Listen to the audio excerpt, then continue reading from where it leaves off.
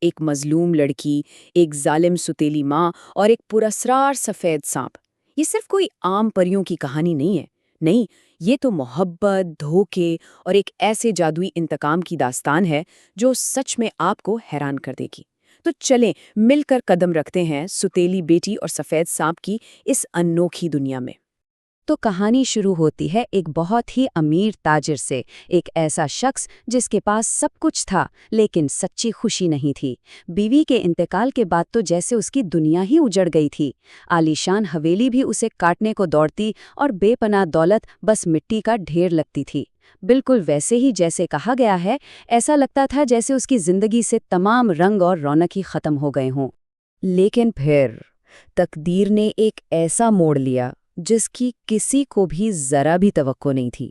ایک غیر متوقع سی دریافت اس کی ویران زندگی میں امید کی ایک نئی کرن بن کر آئی، اور یہیں سے شروع ہوتا ہے ہماری کہانی کا پہلا باب۔ ایک فرشتہ ملا۔ ذرا تصور کریں اس منظر کا، ایک تھکا ہارا تاجر ہے، دنیا سے بیزار اپنے گھر لوٹ رہا ہے، اور پھر اچانک کچرے کے ڈھیر سے ایک معصوم بچے کے رونے کی آواز، اور وہاں اس گندگی کے بیچ اسے ایک اتنی خوبصورت بچی ملتی ہے کہ اسے لگتا ہے جیسے یہ کوئی آسمان سے اترا ہوا فرشتہ ہے۔ بس یہی وہ لمحہ تھا جس نے اس کی تقدیر ہمیشہ ہمیشہ کے لیے بدل دی۔ اور اس بچی کا آنا کسی معجزے سے کم نہیں تھا۔ تاجر کی زندگی جو پہلے تنہائی، خاموشی اور خالی پن سے بھری تھی نا، وہ اب خوشی، ہنسی اور رنگوں سے بھر گئی۔ اور اسی لیے اس نے اس کا نام بھی خوشی رکھ دیا، کیونکہ وہ سچ میں اس کی زندگی میں سچی خوشی کا پیغام بن کر آئی تھی۔ اب تاجر کو لگا کہ اس کی بیٹی کو ماں کی محبت بھی ملنی چاہیے۔ اسی نیک نیتی میں اس نے سائمہ نامی ایک عورت سے شادی کر لی، جس کی اپنی بھی ایک بیٹی تھی، ملائکہ۔ اس نے تو سوچا کہ اس نے خوشی کے لیے ایک مکمل خاندان بنا دیا ہے، لیکن اسے کیا معلوم تھا کہ یہی فیصلہ اس کی پیاری بیٹی کی زندگی میں ایک کتنا خوفناک طوفان لانے والا ہے۔ اور وہ طوفان بہت جلد آ گیا۔ اب دیکھتے ہیں کہ کیسے خوشی کی وہ ہستی کھیلتی زندگی ظلم کے گہرے اندھیروں میں ڈوب گئی۔ شادی کے کچھ ہی دن بعد سائمہ کا اصلی چہرہ سامنے آ گیا۔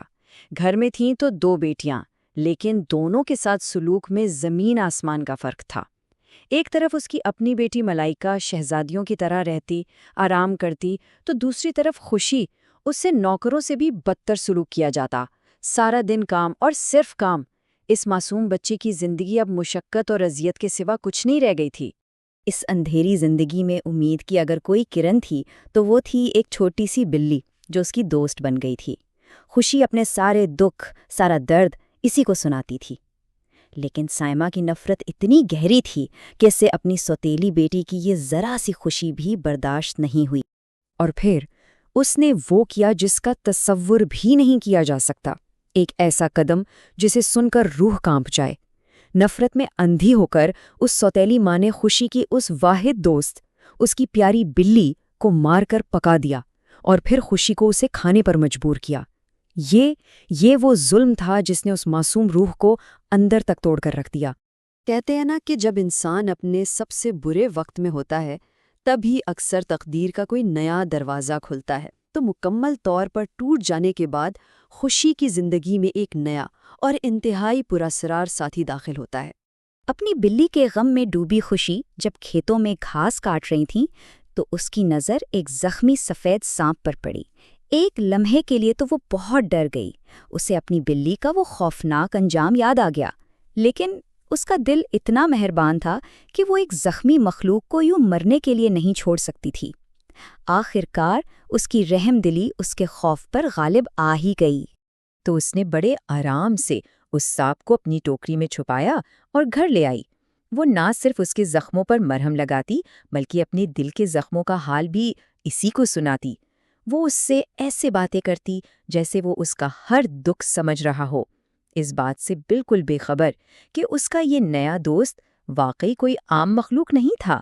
اور یہیں سے کہانی ایک ایسا جادوئی موڑ لیتی ہے جہاں ہر چیز کا مطلب بدل جاتا ہے، کیونکہ اس گھر میں کچھ بھی ویسا نہیں تھا جیسا نظر آ رہا تھا۔ ایک رات جب خوشی گہری نیند سو رہی تھی، ایک ناقابل یقین، ایک حیران کن منظر پیش آیا۔ وہ سفید سانپ آہستہ آہستہ ایک خوبصورت نوجوان انسان کی شکل میں بدل گیا۔ یہ ایک ایسا راز تھا جو کہانی کے ہر پہلو کو بدلنے والا تھا۔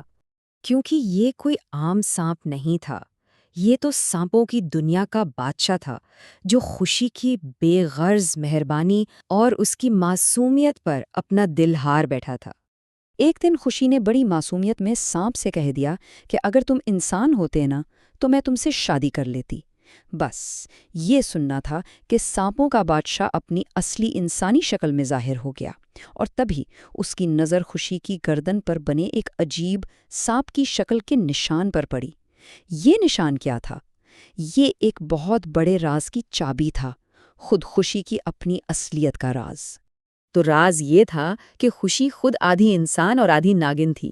اس کی ماں جو ایک ناگن تھی، اس نے انسانوں سے بچانے کے لیے اپنی جان دے کر اس پر 18 سال کے لیے انسانی شکل کا جادو کر دیا تھا، اور اب اس کی 18ویں سالگرہ بالکل قریب تھی، اور اس کے اندر چھپی ہوئی طاقتیں بیدار ہونے ہی والی تھیں۔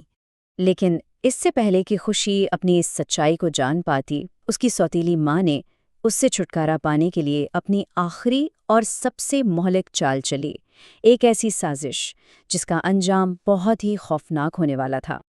اور پھر سب کچھ پلک جھپکتے میں ہو گیا۔ سائمہ نے خوشی کے کھانے میں زہر ملا دیا، لیکن قسمت کو کچھ اور ہی منظور تھا۔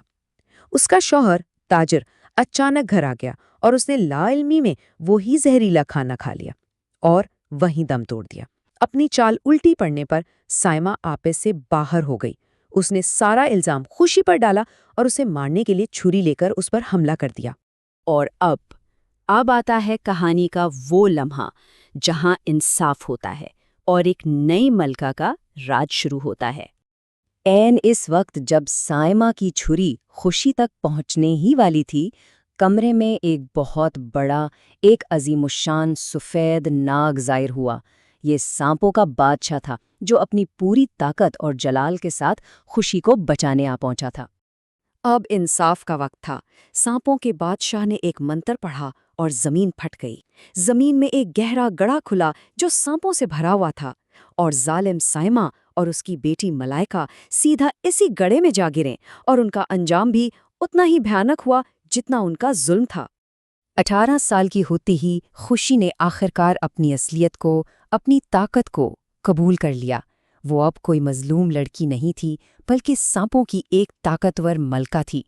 اس نے اپنی پرانی دکھ بھری زندگی کو ہمیشہ کے لیے پیچھے چھوڑا اور سانپوں کے بادشاہ کے ساتھ اس کی سلطنت کی طرف روانہ ہو گئی۔ اور وہاں ان دونوں نے ایک شاندار شادی کی، اور سانپوں کے بادشاہ اور ناگن ملکہ کے طور پر ہمیشہ ہنسی خوشی رہنے لگے۔ یہ تھی نیکی کی بدی پر فتح کی ایک لازوال کہانی۔ تو یہ کہانی تو یہاں ختم ہو جاتی ہے، لیکن ایک سوال ضرور چھوڑ جاتی ہے۔ اس کہانی میں انصاف جادوئی تھا، فوری تھا، لیکن کیا حقیقی زندگی میں بھی انصاف ایسا ہی ہوتا ہے؟ آخر پریوں کی یہ کہانیاں ہمیں انصاف اور تقدیر کے بارے میں سکھاتی کیا ہیں؟ یہ ایک ایسا سوال ہے جس پر سوچنے کی ضرورت ہے۔